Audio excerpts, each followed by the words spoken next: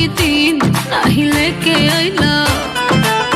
कहानी ह चाट के मसाला हो तू भुलाई गइला।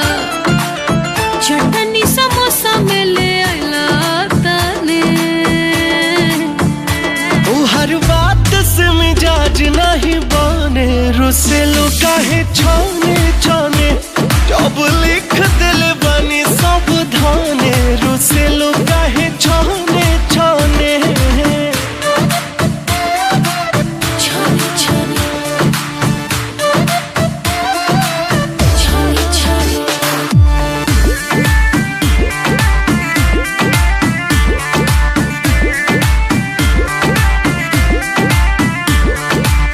होत भोर भाई के बोलाइब, माई पास जाइब, पापा से बतिया बताइब, तोहे डांटवाइब।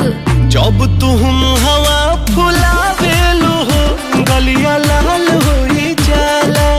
केसिया से चांद के छुपावेलो हो, ता कमाल होई जाला। सुन के बड़ाई हमर जीव छाने। ओ हर बात से मिजाज नहीं बने, रुसे लो काहे छाने छाने। जब लिख दिल बनी सावधाने, रुसे लो काहे छाने छाने। छाने छाने छाने छाने।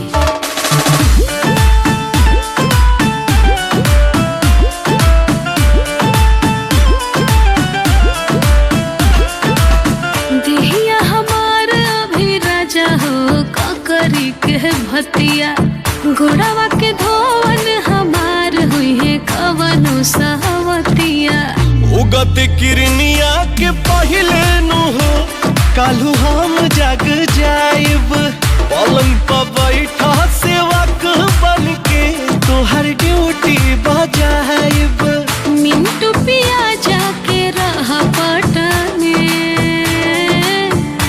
ओ हर बात से मिजाज नहीं बने, रुसे लो काहे छाने छाने। जब लिख